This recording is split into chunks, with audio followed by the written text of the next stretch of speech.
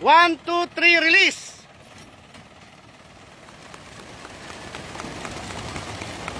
Woo! KRPC!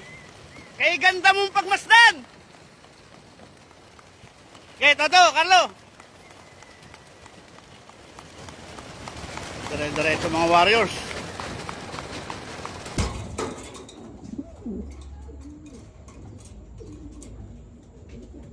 Sobrang ganda mo. Ayan guys, good morning. Nandito tayo sa lot natin. Still hoping pa rin tayo na makakabalik si Blue. Hindi ako nakapag-vlog kahapon kasi kahapon may dumayo dito, nag-inom sila. Hindi ako nakapag-vlog tsaka nagka-problema yung camera natin. Pakita natin yung mga warriors natin na nakauwi. Let's go. Ito yung mga warriors natin. Tapos may himalang dumating kahapon. Ay, hindi pala kahapon, gabi. Ayan o. Nakakilabot habang nagkukod-kod ako dito ng mga ipot nila. Ito si Liit, si 588 natin. Alas 9 ng gabi, umuwi. Bali alas 7 ng gabi, nag-clock ako. Ito papakita ko sa inyo yung clock niyan. Ito, ayan. Nakapag-clock ako bago mag alas 7, 6:45 yata yun. Ito, kinlock ko to, wala pa to si Liit. Ayan, nalalaman ko yan kasi nakabukod dito yan sa yung mga hindi natin kasali, nakabuod dyan. Bali, nalalaman ko agad kung may umuwi. Lalo na pagka may sticker. Yan, binisita ko sila lahat alas 7 ng gabi. Ito, kinlock ko to kasi may nakita ko may sticker yan. Yan yung inaantay ko agabi, si Kulot. Ito si Chip Allen, tapos ito si Liit. Kinilabutan talaga ako. Hindi mo makapaniwala, nakauwi siya alas 9 ng gabi. Lumapag siya rito sa landing board natin. Kasi dyan, meron dyan, meron dyan ilaw, Yan.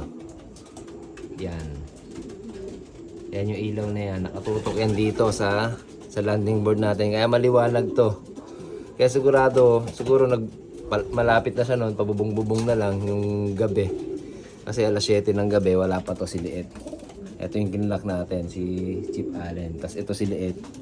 Dumating yan, lumapag yan dyan sa landing board natin alas 9 ng gabi. Hindi ako makapaniwala. Yan. Maraming hindi naniniwala syempre kahit ako hindi ako makapaniwala Kasi bihira talaga yung night bird. Yung umuwi ng gabi ng ganong oras. Alas 9 ng gabi, akalain nyo. Kasi pagka ang kalapate, pag gabi na. Yan, mga yan. Hindi na nakakita. Bali malabo na yung mata nila pagkagabi. Pero ito, pinahanga ako niyan. Grabe yan, kinilabutan ako. Ayan yung pinos ko.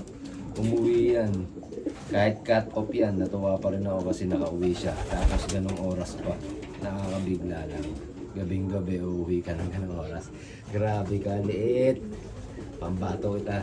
Tsaka yan si atin Una-unang umuwi kahapon. Hindi ako nakapag-vlog kahapon. Ito, papakita ko na lang sa inyo. Nakatutok naman yung camera doon sa trapdoor natin. Ito yun. Ito yung mga video. Ito yung mga pag-uwi nila. Ito yan. Ayan. Ito yung mga speed nila. Ito, papakita ko sa inyo. Yan. Ayan yung speed nila kahapon. Bali, dalawa yung cut-off natin. Si Chip Allen. Ay, bali tatlo pala. Si Chip Allen, si Liit, tsaka si... Sino pa ba? Ayan, si Long. Ayan yung si Long naman, 9 minutes lang dumating. Bali, 12:20 yung cut-off. 12:29 dumating. Ayan, nagpa-cut off pa siya. Bali, inaantay natin si Blue. Ito yung huling video niya. Grabe. Kaya ako pala ni-release yun kasi huling video niya na ito yung clips. Yan. Yan yung video niya nung ni-release namin nung kargahan. Pero ngayon, still hoping pa rin na darating siya kasi tiwala talaga ako. Yan yung natin, lines natin kay Tito Randy. Yan, shoutout nga pala kay Tito Randy Reyes. Yan, isa sa mga mentor natin tsaka isa sa mga nagbigay sa atin ng mga ibon na matitibay. Yan, yung iba hindi na natin nailaro, sinapanot yan. Hindi na natin nailaro yan. Tapos ito, yung isa naman, si Popo, hindi natin nailaro kasi siya, tawag doon, na disgrasya. Umuwi siya, parang 1 linggo na bago umuwi sa training. Kaya hindi ko na siya nilaro kasi sigurado pagka kinarga ko ng derby, malayo na yan. Mawawala lang. Bali yung kahapon, nag second lap. Bali sa siya sa Pasao Camsur, Camarines Sur. Yan, doon siya bali ang layo niya sa air distance 234.82 kung hindi ako nagkakamali. And guys, still hoping darating pa rin si si Blue. Yan. Bale, next week, sa loading area natin sa KRPC, dito sa, shoutout nga pala kay co-or natin, kay Pelman Picones, tsaka kay partner natin si Jerome Florendo. Yan, shoutout sa inyo lahat. Bali, next week, sa Friday, sa kargahan dito sa loading area, mamimigay tayo ng patuka. Kalapatid yung papamigay natin. So yun guys, good luck sa atin sa third lap. Let's go, Pio Duran, let's go! Ito yung asawa ni Blue. Ayan, napakaganda. Si Panot. Ayan, pare sila ng sing-sing. Si Blue din. Pero si Panot yan, napakagandang ibon, no? Napakagandang ibon talaga nito si Panot, no? Ano mo, sobra.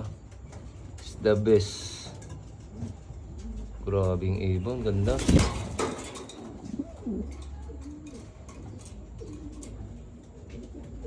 Sobrang ganda mo. Ayan. Support natin yung yung YouTube channel natin, si Sarapin PH yan. Doon tayo nag-upload ng mga video natin. Tsaka sa page natin na bago na si Kuya Ron TV. Yan, dating page natin Sarapin PH. Bali, naka-restrict siya. Kaya hindi tayo nakapag-upload doon ng mga kalokohan.